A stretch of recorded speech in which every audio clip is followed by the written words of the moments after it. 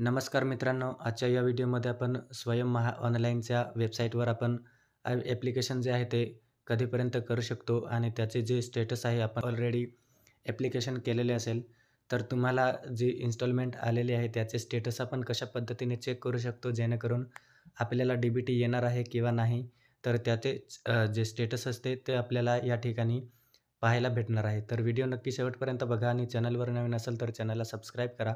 जेणेकरून अशाच प्रकारची नवीन व्हिडिओज आपल्याला या ठिकाणी पाहायला भेटणार आहे. मित्रांनो, पहिल्यांदा आपल्याला या ठिकाणी सर्च करायचे आहे स्वयं महा ऑनलाईन. जसे आपण या ठिकाणी स्वयं महा ऑनलाईन सर्च करू, आपल्याला या ठिकाणी पहिली वेबसाईट भेटेल. तर सिंपली आपल्याला या फर्स्ट वेबसाईटवरती व्हिजिट करायचं आहे. जसे आपण या वेबसाईटला व्हिजिट करू, आपल्याला अशा प्रकारचा इंटरफेस भेटेल. तर सिंपली आपण या ठिकाणी स्क्रोल डाऊन केल्यावर या ठिकाणी आपल्याला जी माहिती आहे ती पाहायला भेटणार आहे. तर मित्रांनो, या ठिकाणी आपण पाहू शकतो शैक्षणिक 2024 आणि 25 स्वयं महा ऑनलाईनची योजनेसाठी जे नवीन अर्ज आहे ते 27/1/2025 पासून एक्सेप्ट केले जात आहे. तर या अर्जांची जी मंजुरी आहे ती या ठिकाणी तुम्ही 28 फेब्रुवारीपर्यंत जे ॲप्लिकेशन आहे ते तुम्ही या ठिकाणी अप्लाय करू शकणार आहे. तर मित्रांनो, हे नवीन ॲप्लिकेशनसाठी आहे आणि त्यानंतर जर तुम्ही ऑलरेडी ॲप्लिकेशन जे आहे ते केले असेल, तर सिंपली आपल्याला जे पासवर्ड आणि युजर आयडी पासवर्ड आहे ते आपल्याला या ठिकाणी एंटर करायचे आहे आणि कॅप्चा एंटर करून लॉग इन करायचं आहे.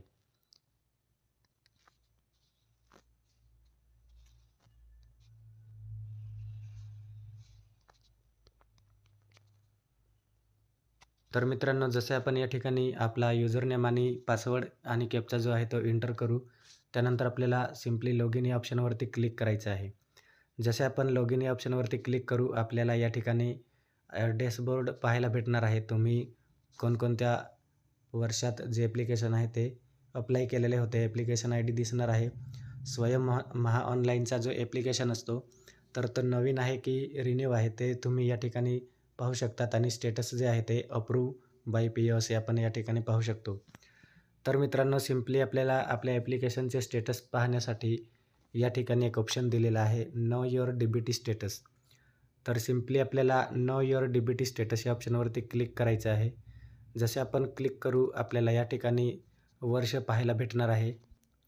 2024-25 हे वर्ष जे आहे ते आपण या ठिकाणी पाहू शकणार आहे.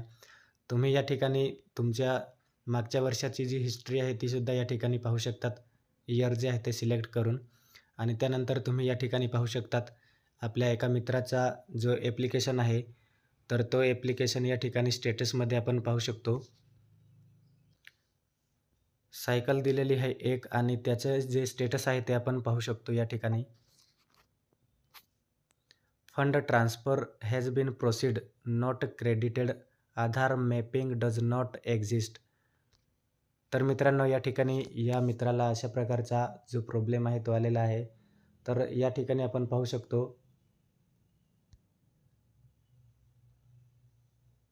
आधार number not map to IIN. तर मित्रांनो, अशा पद्धतीचा तुम्हाला जर प्रॉब्लेम तुम्हालासुद्धा आलेला असेल तर नक्कीच व्हिडिओच्या कमेंटमध्ये कमेंट करा आणि मला प्रॉब्लेम आला आहे म्हणून सांगा. तुम्हाला मी नक्कीच या ठिकाणी सोल्युशन देणार आहे. तर मित्रांनो, ज्या विद्यार्थ्यांना अशा प्रकारचा जो प्रॉब्लेम आहे तो स्टेटसमध्ये पाहायला भेटत असेल, तर मित्रांनो, सिंपली आपल्याला तुमचा आधार कार्ड जो आहे तो डी-बी-टी अकाउंटशी लिंक करणं गरजेचं आहे. त्याशिवाय तुम्हाला या ठिकाणी कुठलीही डी-बी-टी रिसीव्ह होणार नाही तुमच्या अकाउंटला. तर मित्रांनो, यासाठी तुम्हाला तुमचे बँक अकाउंट जिथे आहे तिथे बँक अकाउंट म्हणजे ब्रांचला व्हिजिट करायचं आहे. ब्रांचला व्हिजिट करून तुम्हाला त्या ठिकाणी मॅनेजरशी बोलणं करायचं आहे, जेणेकरून तुमचं जे डी-बी-टी जी अकाउंटला लिंक करायचं असते, तर ते डी-बी-टी अकाउंटला काही प्रॉब्लेम असेल किंवा लिंक करायला काही पेंडिंग असेल, तर त्यासाठी तुम्ही मॅनेजरला भेटून बोलू शकता. आणि बँकेला जर तुम्ही आधार लिंक केलेलं असेल, तर नक्कीच तुमचं जी डी-बी-टी आहे ती या ठिकाणी येणार आहे. परंतु त्यासाठी तुम्हाला एकदा पी-ओ ऑफिसला म्हणजे प्रोजेक्ट ऑफिसला तुम्हाला व्हिजिट करावं लागेल आणि जे स्टेटस आहे ते तुम्ही त्यांना दाखवू शकतात आणि त्यानंतर प्रकल्प ऑफिसमधून त्यांनी रिप्रोसेस केल्यावर तुम्हाला जी डी-बी-टी आहे, तर ती तुम्हाला डी-बी-टी हा जो स्टेटस आहे तो स्टेटस कॅन्सल होऊन तुमची डी-बी-टी त्या ठिकाणी येणार आहे. तर अशा पद्धतीने आपण आपल्या जे ऑनलाईन स्वयंवर आपण ॲप्लिकेशन करतो, तर त्यासाठी डी-बी-टी आपल्याला यायची प्रॉब्लेम होत असेल, तर तुमचे ॲप्लिकेशन स्टेटस जे आहे ते वेळोवेळी चेक करत जायचं आहे, जेणेकरून तुम्हाला कुठलीही प्रॉब्लेम येणार नाही. आणि प्रॉब्लेम आली तर वेळेवरती सॉल्व्ह होईल आणि त्यानंतर तुमची डी-बी-टी आहे ती लवकरात लवकर तुमच्या अकाउंटला रिसीव्ह होऊ शकते. तर आय होप मित्रांनो तुम्हाला ही व्हिडिओ आवडला असेल आणि व्हिडिओ आवडला असेल तर नक्कीच लाईक करा. Thank you.